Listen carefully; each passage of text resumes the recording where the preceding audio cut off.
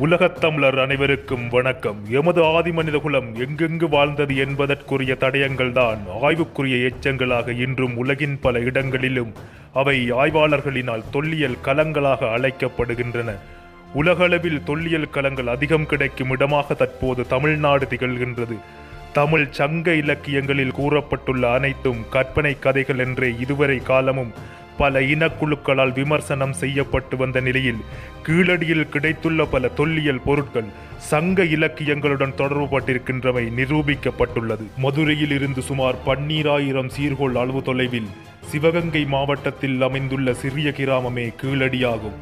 இன்று இக்கிராமமானது தமிழர்களின் முகவரியாய், தாய்மடியாய், தமக்கான அங்கீகாரமாய் மார்தட்டி நிமிர்ந்து நிற்கின்றது. கீழடி ஆய்வு முடிவுகளும் இதற்கு முன்னர் வரலாற்றில் மேற்கொள்ளப்பட்ட பல ஆய்வுகளின் முடிவுகளும் ஒன்றிணைந்து தமிழையும் தமிழர்களையும் எங்கே நிலை நிறுத்துகின்றது என்பதை பார்க்கும் போது 2000ஆம் ஆண்டு நாகை மாவட்டத்தில் பூம்புகார் கடலடியில் ஆய்வுகள் மேற்கொள்ளப்பட்டு 2001ஆம் ஆண்டு கிரஹான் ஹான்கெக் என்ற இங்கிலாந்து நாட்டு ஆழ்கடல் ஆய்வாளர் சில செய்திகளை வெளியிட்டார். அந்த செய்திகள் உலகின் பார்வையை ஒட்டுமொத்தமாக தமிழகத்தின் பக்கம் திருப்பின.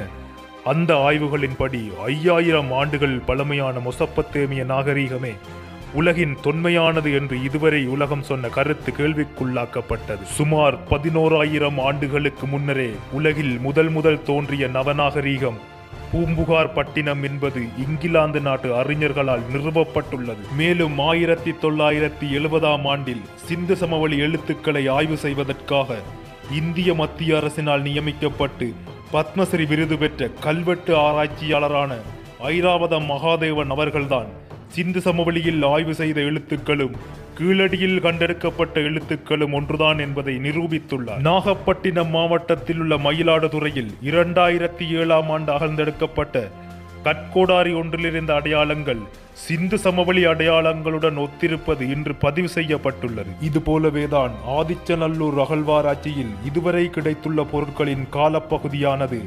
2900 ஆண்டுகள் பழமையானவை என்று உறுதி செய்யப்பட்டுள்ளது.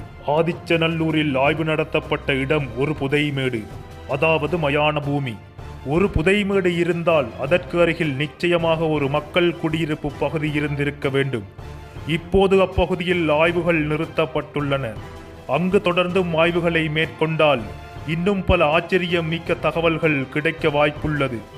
அங்கு கிடைக்கப்பெற்ற முதுமக்கள் தாளிகளைப் போலவேதான் கீழடியிலும் கிடைத்துள்ளமையானது இவை இரண்டிற்கும் இடையேயான தொடர்பை மேலும் உறுதிப்படுத்துவதாக அமைந்துள்ளது. காவிரி பூம்பட்டினம், சிந்து சமவெளி, ஆதிச்சநல்லூர், அழகன்குளம், அரிக்கமேடு, சிவகலை, கீழடி போன்ற ஆய்வுகளின் முடிவுகளை ஒன்றோடொன்று இணைத்து ஆராயும் போது மேலும் பல ஆச்சரியம் மிக்க உண்மைகள் வெளிப்படும்.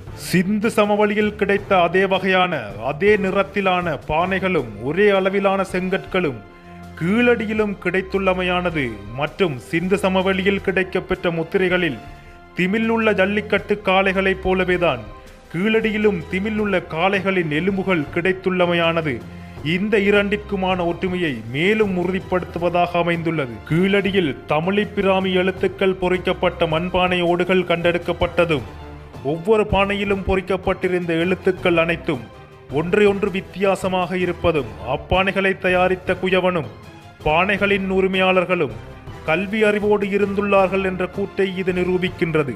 மேலும் அந்த பானை ஓடுகளில் எழுதப்பட்டிருந்த எழுத்துக்களை ஆதன், குவினன், ஏரன் என உச்சரித்து வாசிக்கக்கூடியதாக உள்ளமையானது 2600 ஆண்டுகளுக்கு முன்பே அங்கு முறைப்படுத்தப்பட்ட கல்வி அறிவோடு நம் மூதாதையர்கள் இருந்துள்ளதை பறைசாற்றுகின்றது. ஏனென்றால் ஒரு மொழியானது உருவாக்கம் பெற்று பேச்சு வழக்கில் பல 100 ஆண்டுகள் தெளிவாகி அதன் பின்னர் எழுத்துருவாக்கம் பெற்று அது முழுமையாக சீரமைக்கப்பட்டு ஒழுங்கமைக்கப்படுவதற்கு பல 100 வருடங்கள் ஆகும். இங்கு கிடைத்த சான்றுகளின் பிரகாரம் இன்று இருக்கும் பிரதான மதங்கள் எதையுமே நம் மூதாதையர்கள் வழிபட்டமைக்கான சான்றுகள் எதுவுமே கிடைக்கவில்லை. இதற்காக அவர்கள் இறை நம்பிக்கை அற்றவர்களாக இருந்துள்ளனர் என்பதற்கில்லை. அவர்கள் தமிழர்களின் ஆதி வழிபாடான இயற்கையை வழிபட்டிருக்கலாம். மற்றும் கீழடியில் கிடைக்கப்பெற்ற ஆபரணங்களில் தாலி போன்ற எதுவும் கண்டுபிடிக்கப்படவில்லை என்பது ஒருங்கிணைந்த நம்பிக்கையுடன் கூடிய இரு மனங்களின் பிணைப்புதான் திருமண பந்தத்தின் அடையாளமாக தமிழர் பாரம்பரியத்தில் பின்பற்றி வந்தமையை உறுதி செய்கின்றது. இன்றும் கூட வளர்ச்சியடைந்த இந்திய நாட்டில் கழிவறை வசதிகள் இல்லாமல் பலர் வாழ்கின்றனர். ஆனால் 2600 வருடங்களுக்கு முன்னரே நமது முன்னோர்கள் சுகாதார வாழ்விற்கு கொடுத்துள்ள முக்கியத்துவத்தை வெளிப்படுத்தும் முகமாக அவர்கள் வீடுகளில் தனித்தனியாக கழிவறை அமைத்துள்ளமை சான்றாக விளங்குகின்றது. கீழடியில் கிடைத்துள்ள ஆதாரங்களின்படி தமிழர்கள் 2600 ஆண்டுகளுக்கு முன்னரே தொழிற்சாலைகள் அமைத்து உற்பத்திகளில் ஈடுபட்டுள்ளதும் பல நாட்டவர்களுடன் வணிகத்தில் ஈடுபட்டுள்ளதையும் பல சான்றுகள் உறுதிப்படுத்துகின்றன.